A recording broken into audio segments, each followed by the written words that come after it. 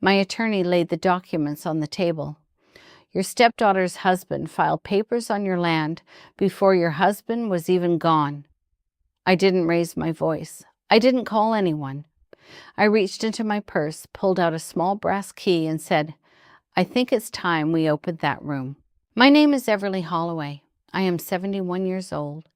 I live in a pale yellow house at the end of a gravel road in Southern Virginia, where the mornings smell like pine sap, and the mail arrives whenever it feels like it.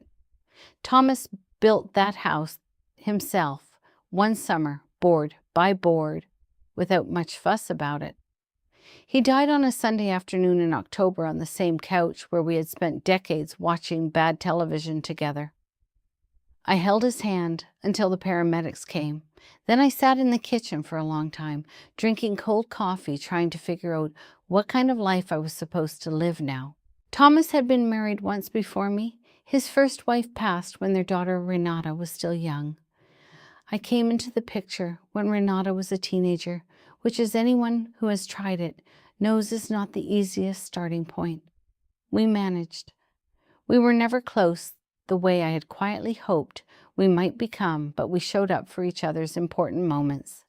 Christmas gifts, birthday calls, 20 years of that. I thought for most of those 20 years that underneath all the surface distance there was at least some basic goodwill between us. I was wrong about that. I just didn't know how wrong until after the funeral. Thomas left the house to me outright. His savings were split between us modestly. The lakefront property in North Carolina, 40 acres he had inherited from his fatherland. He had talked about his whole life with a particular kind of reverence. He left entirely to me. His attorney read the handwritten note attached to that part of the will. Everly knows what this land means. Trust her to do right by it. Renata went very still when those words were read. Her husband Craig, a man who sold commercial real estate and had never once asked me a real question about my life, put his hand on her arm. I noticed how his fingers pressed into her sleeve. I didn't understand what that meant at the time. Later, I would. The first sign came when Renata showed up at my house alone, not long after the funeral. Without Craig, she seemed younger, somehow more careful with her words.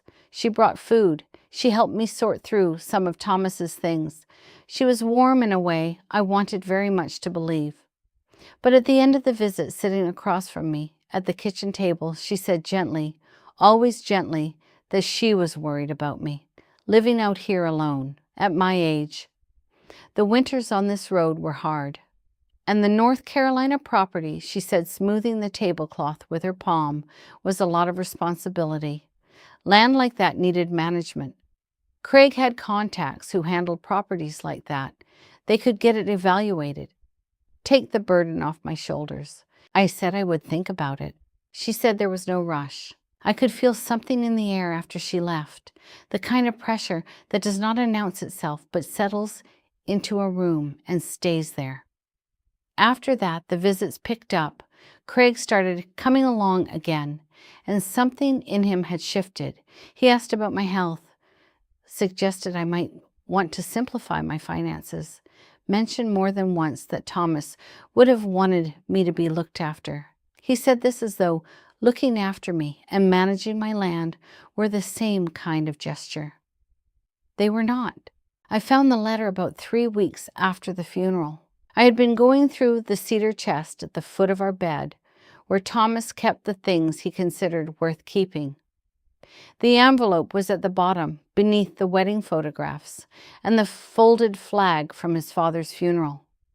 My name was written on the front in his careful handwriting, not his grocery list handwriting, his formal handwriting, the kind he used when something mattered. Underneath my name, he had written 4 words, "When you need it."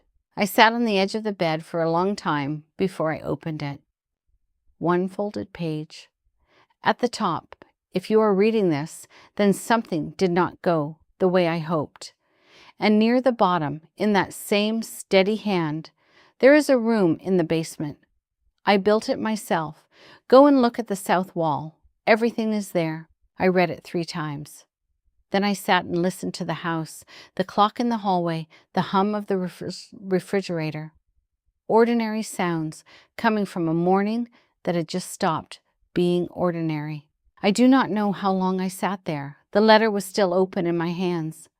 At some point I became aware that I was holding it too tightly, the paper creasing between my fingers, and I made myself set it down on the bedspread and smooth it flat. The man I had built a life with had spent his last months quietly constructing something to keep me safe, and he had done it without saying a single word to me about it. Not because he didn't trust me, because he knew that if I showed worry, they would see it. He had carried all of it alone, so that I would not have to carry any of it unprepared. I sat with that for a long time. Then I got up, went to the bathroom, splashed cold water on my face twice, and went downstairs.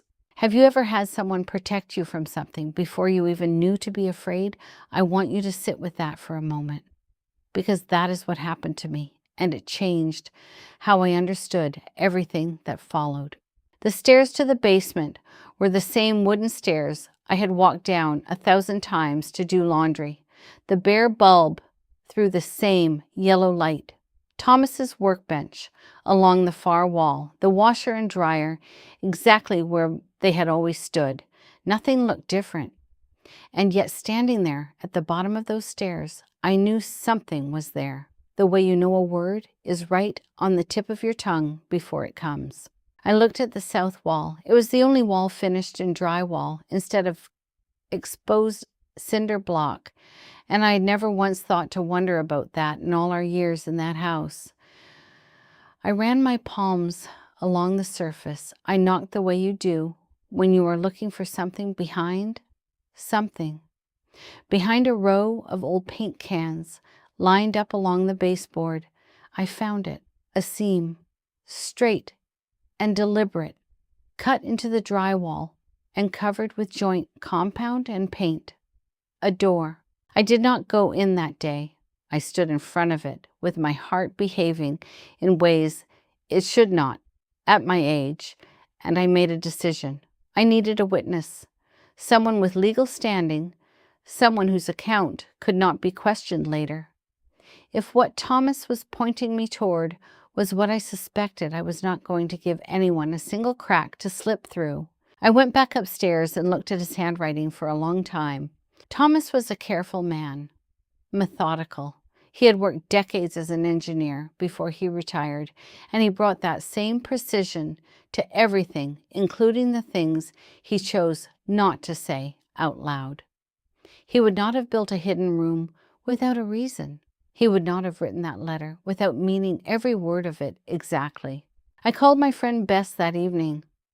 Bess had spent decades as a paralegal before she retired, and she knew the legal world of our region the way someone knows a neighborhood they grew up in.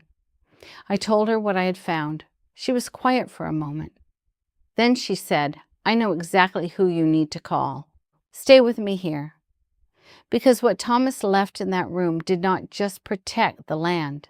It changed everything I thought I understood about the last years of his life. The attorney's name was Ruth Adler.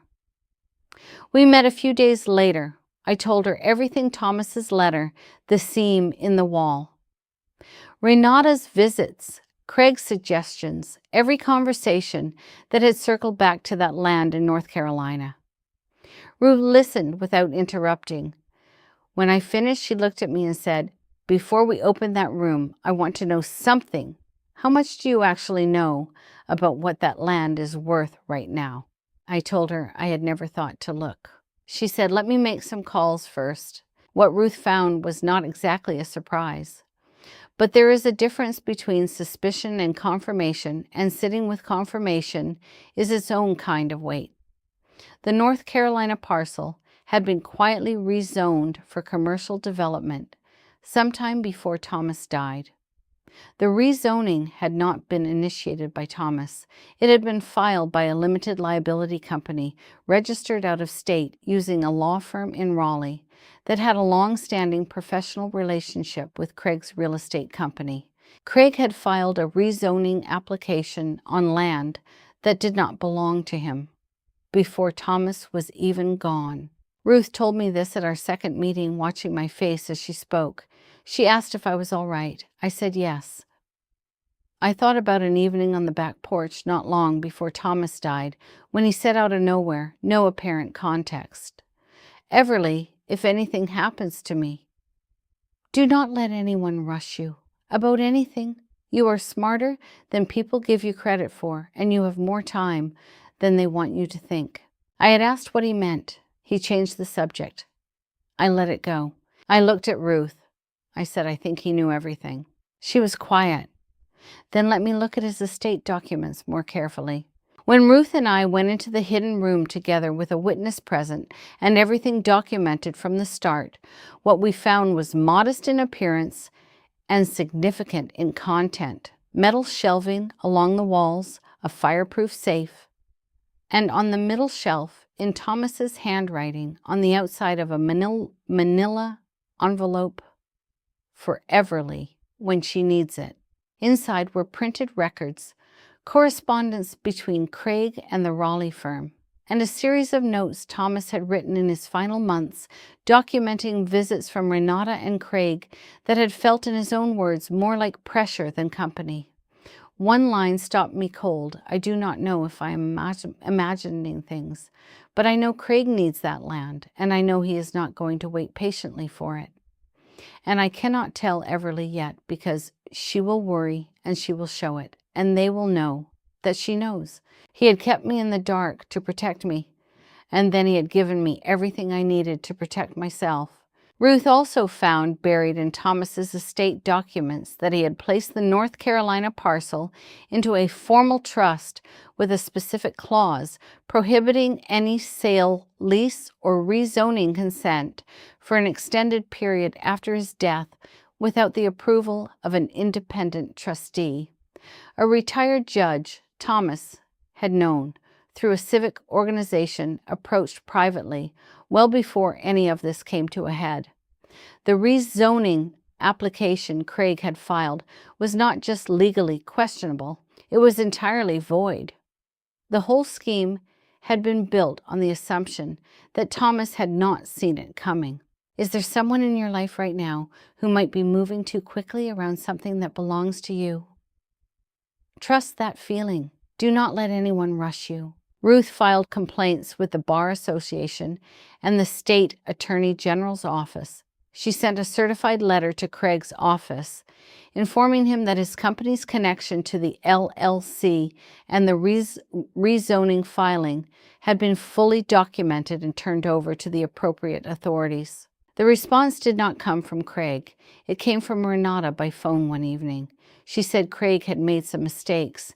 He had gotten ahead of himself. She used the word help several times each time, with a little more emphasis, as though repeating it might change what had actually happened. She said she hoped we could move past it. She said Thomas would not have wanted this. I let her finish. Then I said Thomas built a trust document specifically to prevent what Craig attempted. So I believe Thomas wanted exactly this. The line went quiet. Then she hung up. The Attorney General's investigation resulted in the LLC being dissolved and Craig's firm being cited for filing a fraudulent land use application. The Raleigh firm received a formal censure. The independent trustee, Thomas, had appointed a steady and unhurried man named Harold, became someone I spoke with regularly, who treated the stewardship of that land with exactly the care Thomas had intended. Renata and Craig's marriage did not survive what followed.